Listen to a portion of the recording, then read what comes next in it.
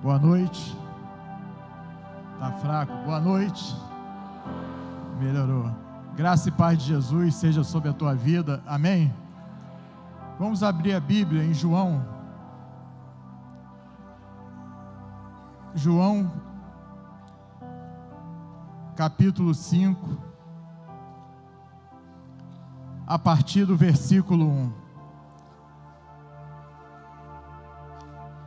João 5, capítulo 5, a partir do versículo 1. Amém ou misericórdia? Passadas estas coisas, havia uma festa dos judeus, e Jesus subiu para Jerusalém.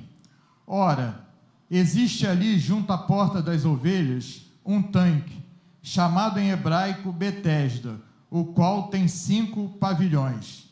Nestes jazia uma multidão de enfermos, cegos, coxos, paralíticos, esperando que se movesse a água, porquanto um anjo descia em certo tempo, agitando-a. E o primeiro que entrava no tanque, uma vez agitada a água, sarava de qualquer doença que tivesse. Estava ali um homem enfermo, havia 38 anos.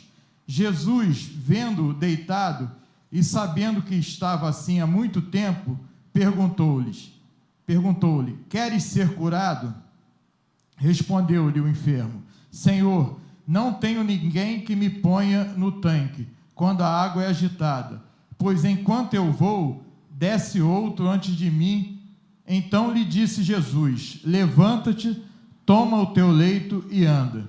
Imediatamente o homem se viu curado, e tomando o leito, pôs-se a andar, e aquele dia era sábado. Pula para o versículo 14. Mais tarde, Jesus o encontrou no templo, e lhe disse: olha, que já estás curado, não peques mais, para que não te suceda coisa pior. Até aqui está bom. Amados, é possível que você já tenha ouvido várias pregações sobre esse texto. É possível que em várias oportunidades, aqui mesmo, você já tenha ouvido algumas pregações sobre esse texto, assim como eu já ouvi também. Mas eu creio que Deus é um Deus de novidade, amém? Eu creio que Deus pode falar coisas novas ao nosso coração em cima desse texto aqui. Eu quero destacar 4 pontos aqui importantes para a nossa cura. Esse texto fala da cura de um paralítico, O meu subtítulo aqui diz a cura de um paralítico, mas eu creio que existem 4 pontos que eu considero fundamentais para a nossa cura.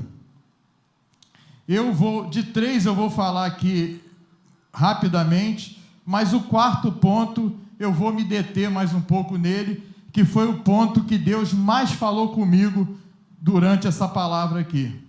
Bom, primeiro ponto é que o tempo da nossa enfermidade não é problema para Jesus. Isso está bem claro aqui. Se nós voltarmos no versículo 5 aí, nós vamos ver que diz que estava ali um homem enfermo havia 38 anos. A palavra não diz que eram 3 meses, 3 anos, 30 anos. Diz que estava ali enfermo um homem havia 38 anos. Então, isso deixa bem claro para nós que o primeiro ponto é esse: o tempo da nossa enfermidade não é um problema para Jesus. O tempo que nós estamos enfermos não é problema para que nós sejamos curados. Outra coisa que eu queria destacar dentro desse ponto, que é importante que a gente saiba, porque quando nós falamos em enfermidade, nós pensamos logo numa enfermidade física. É comum quando você fala, e o texto aqui ele fala de uma enfermidade física, fala da cura de um paralítico. Mas eu creio que existem enfermidades físicas ou não. Nós podemos estar cometidos de vários tipos de enfermidade. Eu listei algumas aqui que eu considero também doenças, eu considero enfermidades, além das enfermidades físicas. Por exemplo, um casamento destruído é uma enfermidade, é uma doença.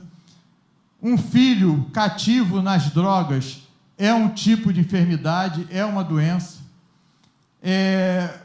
Um problema financeiro, uma crise financeira, é uma doença, é uma enfermidade. E existe também uma enfermidade espiritual, né? Pode ser que você esteja aqui nessa noite, você não esteja acometido de nenhuma enfermidade física, ou talvez até esteja, mas além da enfermidade física, você pode ter outro tipo de enfermidade, ou um casamento destruído, ou um filho cativo, ou uma doença financeira, ou uma doença espiritual. Às vezes nós nos deparamos com pessoas anêmicas, com anemia espiritual, pessoas sem força para orar, sem força para ler a palavra, sem força para estar junto em comunhão. Anemia, uma anemia espiritual. Bom, esse é o primeiro ponto. O tempo da nossa enfermidade não é problema para Jesus nos curar. Segundo ponto, está lá no versículo 6, quando ele diz assim: Jesus, vendo-o deitado e sabendo que estava assim há muito tempo, perguntou: queres ser curado? Parece até contraditório, né? Jesus encontra um homem enfermo há 38 anos, ele é onisciente, onipresente, onipotente, ele sabe de todas as coisas, e mesmo assim, ele pergunta para aquele homem se aquele homem quer ser curado. A cura de Deus, ela passa pelo nosso querer. Então, o segundo ponto que eu queria destacar nessa noite é que, além de nós reconhecermos que o tempo não é problema para Jesus nos curar, querer ser curado é fundamental. Para que a gente seja curado de qualquer tipo de enfermidade, física ou não, é importante nós querermos. Semana retrasada, nós vimos 4 testemunhos aqui, né? 1 ao vivo e 3 em vídeo, né? Vimos o testemunho do Bruno e da Michele, do primo e da Natália, o testemunho de Flavinho e Ávila, o testemunho da Marli, e nós vimos ali testemunhos de casamento restaurado, vimos de cura física, vimos testemunho de libertação das drogas, testemunho de libertação de dívidas, mas tinha ali um ponto em comum. Todos aqueles irmãos que testemunharam aqui, eles tinham algo em comum. Eles, na época que eles se encontravam nesses quadros, eles queriam ser curados. Isso era algo em comum entre eles, ou seja, uma atitude voluntária, uma atitude de alguém que quer ser curado. Eu lembro em alguns testemunhos, foram citados aqui, que esses irmãos, eles se deram ao tratamento, eles deixaram ser tocados, eles abriram o coração para receber a cura de Deus. Então, o segundo ponto, além do tempo não ser problema para Jesus nos curar, querer ser curado é de fundamental importância para que haja cura na nossa vida. O terceiro ponto fala de posicionamento. No versículo 8 diz assim, então lhe disse Jesus: levanta-te, toma o teu leito e anda. O posicionamento, a atitude nossa é extremamente importante para que sejamos curados. É preciso que a gente tenha uma atitude, é preciso a gente se mover, é preciso nós buscarmos a cura. O texto também fala que esse paralítico, ele estava ali na beira do tanque de Betesda, aonde os enfermos eram curados. Ou seja, fala de uma atitude dele. Betesda significa casa do milagre. Essa palavra Betesda, ela significa casa do milagre. Então, ele não estava em qualquer lugar, ele estava posicionado aonde ele podia ser curado. Então, além do tempo não ser empecilho para Jesus nos curar, além de nós querermos ser curados, nós precisamos também nos posicionar. Precisamos estar posicionados diante de Deus, posicionados diante dos irmãos, precisamos estar no lugar aonde a cura vai vir. Bom, e o quarto ponto que eu queria me deter nessa noite, nesse quarto ponto aqui.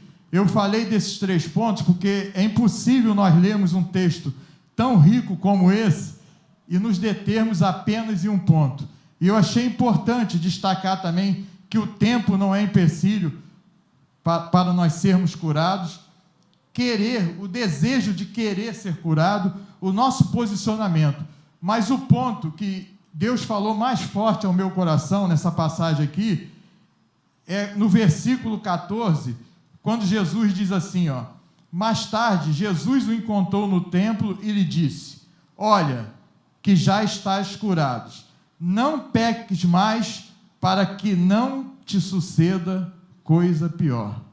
Eu queria fazer uma dinâmicazinha rápida aqui, para a gente quebrar o gelo. Eu vou contar de 1 até 3, nós vamos falar junto, só o finalzinho desse versículo assim, não peques mais, para que não te suceda coisa pior. Amém? Amém? Vamos lá, 1, 2, 3.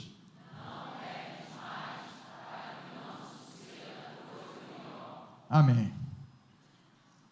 Esse ponto aqui foi o ponto que Deus mais falou comigo nessa história. Jesus, depois do paralítico curado, ele faz uma advertência ao paralítico. Ele ordena que ele não peque mais, para que não te suceda coisa pior. E isso é uma realidade, amados. Isso é uma realidade. Após a cura, pode acontecer coisa pior. Eu tive pesquisando sobre esse texto.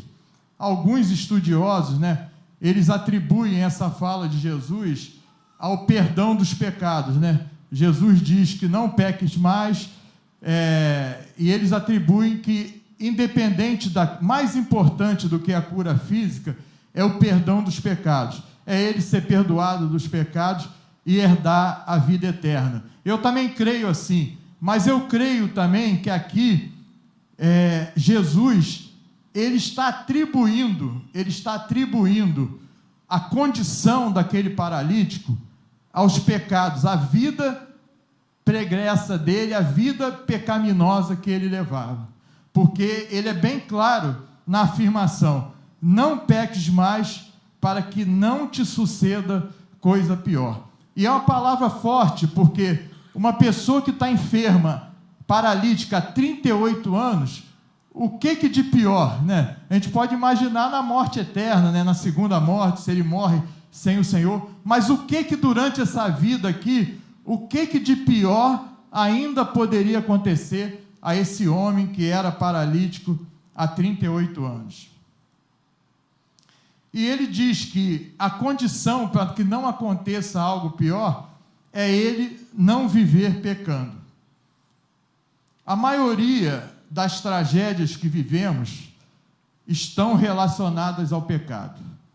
A maioria, seja tragédia na área familiar, seja na área ministerial, seja na área profissional, seja na nossa relação com vizinhos, enfim, a maioria das tragédias que vivemos estão relacionadas ao pecado.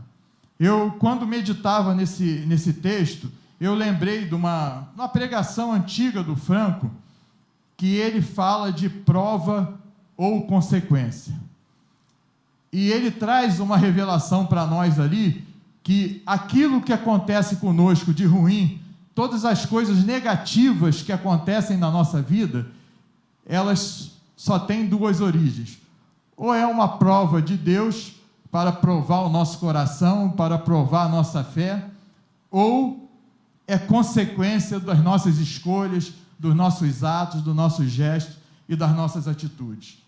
E eu não lembro, essa pregação já tem bastante tempo, eu não lembro qual foram os exemplos que Franco deu, mas eu lembrei de pelo menos 2 exemplos que eu considero clássicos na Bíblia, de uma pessoa que passou por dificuldades para ser provada por Deus e de uma pessoa que passou por dificuldade, consequência, fruto do pecado.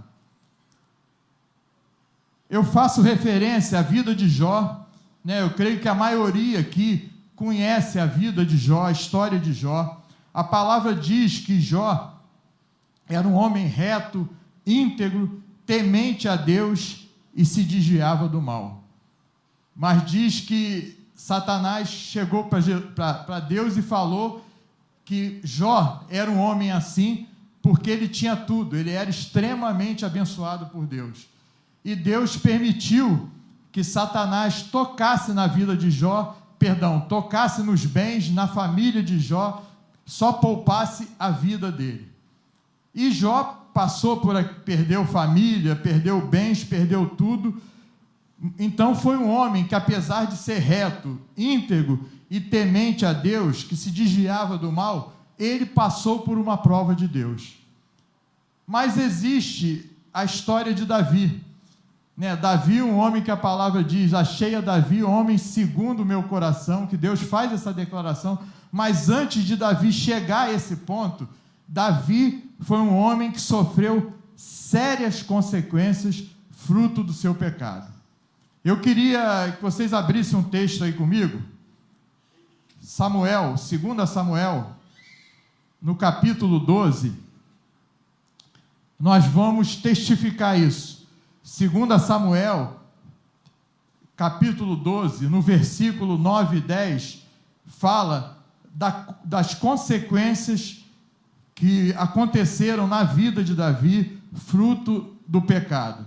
Já está ali no telão, 2 Samuel 12, a partir do versículo 9, diz assim: Por que, pois, desprezaste a palavra do Senhor, fazendo o que era mal perante ele, a Urias, o heteu, feriste a espada e a sua mulher tomaste por mulher, depois de o matar com a espada dos filhos de Amon? Agora, pois, não se apartará a espada jamais da tua casa, porquanto me desprezaste e tomaste a mulher de Urias, o heteu, para ser tua mulher. Eu creio que a maioria que está aqui também conhece essa história, né? Davi, um homem ungido por Deus, um homem que foi ungido rei de Israel. Davi, ele, num determinado tempo da vida dele, os homens de Davi, os soldados de Davi foram para a guerra, e ele ficou no palácio, e ele, nesse tempo no palácio, ele viu Betseba, que era mulher de Urias, e ele se relacionou com Betseba, cometeu um pecado de adultério, e após o pecado, ele soube que Betseba estava grávida, tramou a morte de Urias. Quer dizer, Davi, além de cometer um adultério, além de tramar a morte de uma pessoa, além de cometer o adultério, ele também tramou a morte de uma pessoa, tentou esconder o pecado dele. E essa consequência dessa atitude de Davi trouxe uma tragédia familiar para a vida dele. Então, esses dois exemplos que eu dei são bem claros que Deus pode nos provar, mas, na maioria das vezes, as tragédias que nós vivemos na área familiar, na área profissional, na área ministerial, enfim, qualquer área da nossa vida está relacionada à consequência dos nossos atos. Só para reforçar isso que eu falei sobre Davi, dessa tragédia familiar, o que aconteceu na família de Davi depois desse pecado? Aconteceu um incesto, né? O seu filho, Amon, se relacionou com sua irmã Tamar. Por conta desse incesto, seu filho Absalão matou o irmão Amon, quer dizer, matou o filho de Davi. Absalão, num determinado tempo, se rebelou também contra Davi, tentando tomar o reino de Davi. E, consequência direta desse pecado com Betseba, ele perdeu o filho gerado no pecado. Esse filho que foi gerado no pecado, que ele tanto orou a Deus para que Deus poupasse a vida dessa criança, mas ele perdeu esse filho, consequência do pecado. Então, essa história de Davi nos mostra claramente que o pecado, ele tem consequência sobre a nossa vida. No exercício ministerial, nós deparamos com muitos casos cuja origem é o pecado não tratado. nós deparamos com muitas crises, muitas tragédias, cuja a origem é o pecado não tratado. Muitos casamentos destruídos, muitos filhos rebeldes, cativos nas drogas, muitos problemas ministeriais, muitas coisas relacionadas a pecado não tratado. Agora, é importante que a gente também tenha revelação nessa noite que para Deus não existe pecadinho nem pecadão. Pecado é pecado. Porque às vezes nós ouvimos uma história como essa de Davi e a gente acha que as consequências que Davi sofreu está relacionada porque ele adulterou, porque ele matou. Mas todo pecado não tratado, ele recebe um juízo de Deus. E às vezes nós amenizamos os pecados. Nós achamos que, por exemplo, mentira não é um pecado tão grave.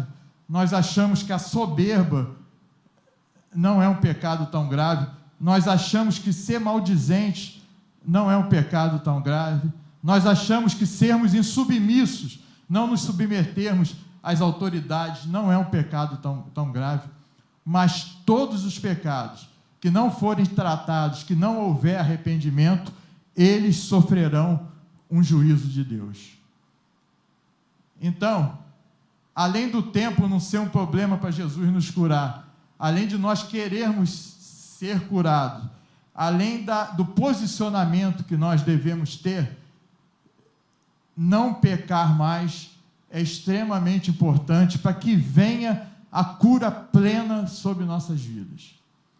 Eu estou convencido por Deus que muitas coisas que nós vivemos hoje, como igreja, está relacionada diretamente à vida pecaminosa, ao não abandono de velhas práticas, de velhos vícios. Isso atrai para a nossa vida maldição. Muitas das coisas que sofremos hoje estão diretamente relacionadas à prática do pecado. Eu já estou terminando, mas eu queria, antes de terminar, compartilhar um texto que eu ouvi essa manhã.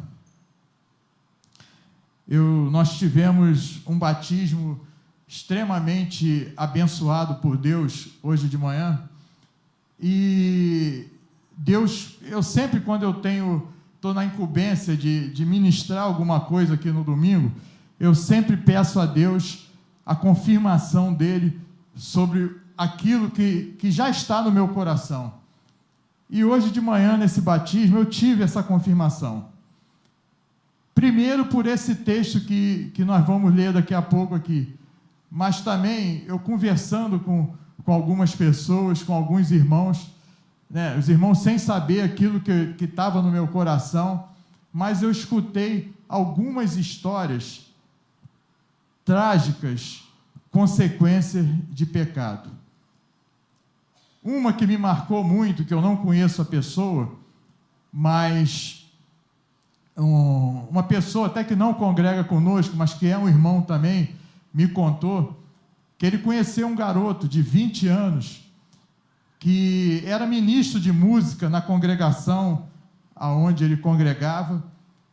Se não me engano, eu não tenho bem certeza, era um filho de um pastor, mas ele era ministro de música lá, e num determinado tempo ele se rebelou, se afastou do Senhor, foi para o mundo, e nessa volta dele ao pecado, ele contraiu um tumor cerebral e veio a falecer, acho que meses depois.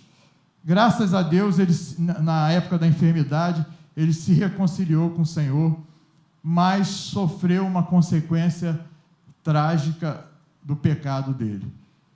E eu queria terminar esse tempo, antes de nós orarmos, com esse texto que me marcou hoje de manhã, durante esse batismo. Está lá em Romanos, você não precisa abrir não, está lá em Romanos, no capítulo 6, no versículo 6, que diz assim, ó: sabendo isto, que foi crucificado com ele o nosso velho homem, para que o corpo do pecado seja destruído e não sirvamos o pecado como escravos. Eu vou repetir: sabendo isto, que foi crucificado com ele o velho homem, para que o corpo do pecado seja destruído e não sirvamos o pecado como escravo. Eu acho que essa possa ser a nossa oração nessa noite. Eu acho que nós podemos pedir a Deus para que o corpo do pecado seja destruído e não sirvamos o pecado como escravos. Nós estamos debaixo de um desafio profético esse ano, que está aqui atrás, de nós sermos a resposta para esse mundo. Mas é impossível nós sermos a resposta para o mundo se nós não vivermos uma vida de santidade. Eu não sei qual foi a condição que você entrou aqui nessa noite. Eu não sei qual é o tipo de enfermidade que te acomete. Não sei se é uma enfermidade física, não sei se é uma enfermidade espiritual, não sei se é uma enfermidade na tua família, no teu ministério, no teu relacionamento com o vizinho, com parente. Não sei se é realmente uma enfermidade física, mas eu tenho certeza de uma coisa: o mesmo Jesus que curou aquele paralítico ali no tanque de Betesda, ele está aqui hoje e ele quer te curar. Amém? O mesmo Deus que curou aquele paralítico, ele está aqui nesta noite e ele quer te curar. Fecha teus olhos. Pode ficar de pé, vamos ficar de pé. Oh, Jesus.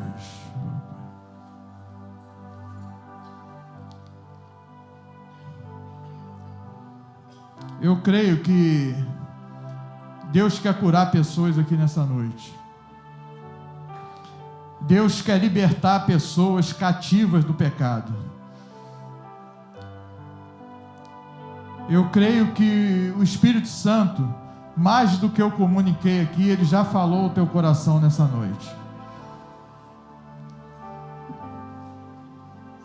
Esse texto também fala de um posicionamento. A cura, ela passa por esse posicionamento. Se nós queremos ser curados, nós precisamos procurar um médico, nós precisamos chegar para o médico, relatar aquilo que nós estamos sentindo, relatar os sintomas da nossa enfermidade. E eu creio que hoje é noite disso aqui.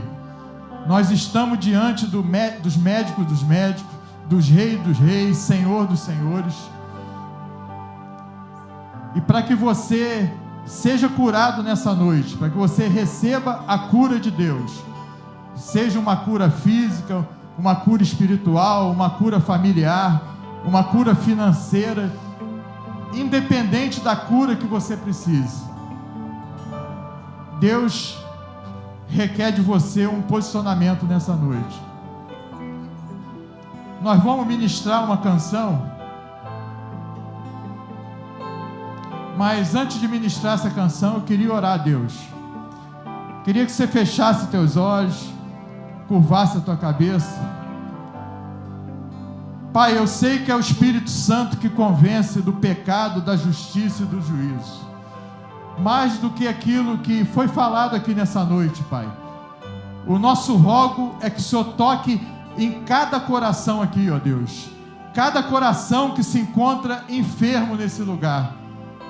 Que toda pessoa, Pai, que entrou aqui com algum quadro de enfermidade, alguém que já te conheça, ou até mesmo alguém que ainda não entregou a vida a Ti, mas que nessa noite, Pai, essas pessoas possam buscar a cura que vem de Ti, o único que é poderoso para nos curar, o único que é poderoso para nos libertar, o único que é poderoso para nos salvar. Pai, em nome de Jesus, nós colocamos diante de Ti cada coração aqui, ó Deus. Vem com Teu fogo, Deus, vem com Teu poder. Ó Pai, convence cada um aqui, Pai, em nome de Jesus. em nome de Jesus, ó Deus. Nós vamos cantar uma canção, amados. Você que se encontra em qualquer quadro de enfermidade, vem aqui na frente, nós queremos orar por você nessa noite. Quanto tempo esperei, chegou a minha vez. Sei que hoje é o meu dia, Jesus está aqui. Quanto tempo esperei, chegou a minha vez. Sei que hoje é o meu dia, Jesus está aqui. Move as águas, Senhor, move as águas.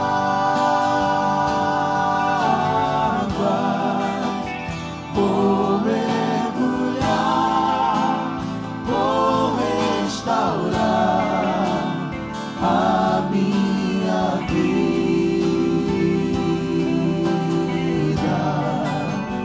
Move as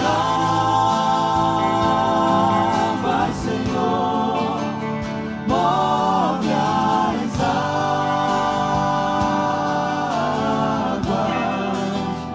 Vou mergulhar, me libertar. Se move as águas.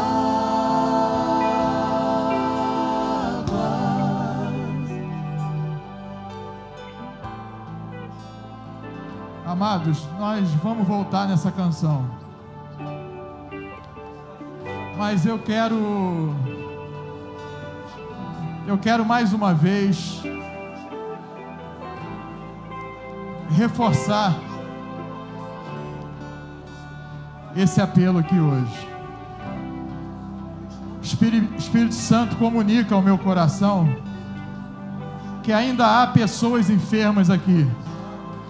Ainda há pessoas que necessitam do favor de Deus, necessitam da cura de Deus, seja em qual área da vida for.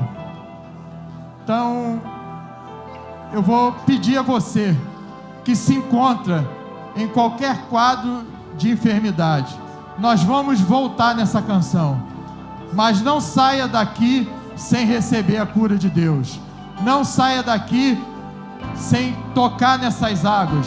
Não saia daqui sem que você seja curado, em nome de Jesus.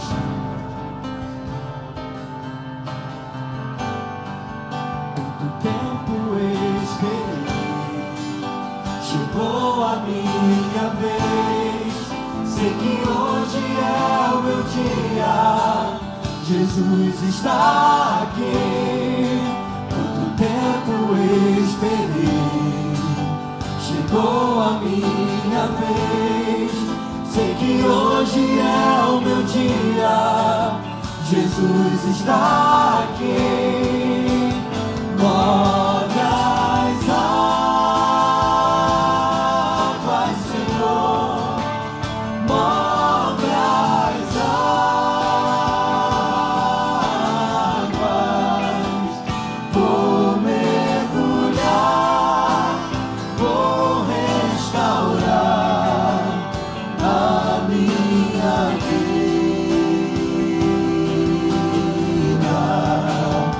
Move as águas, Senhor, move as águas. Vou mergulhar, me libertar. Se move as águas.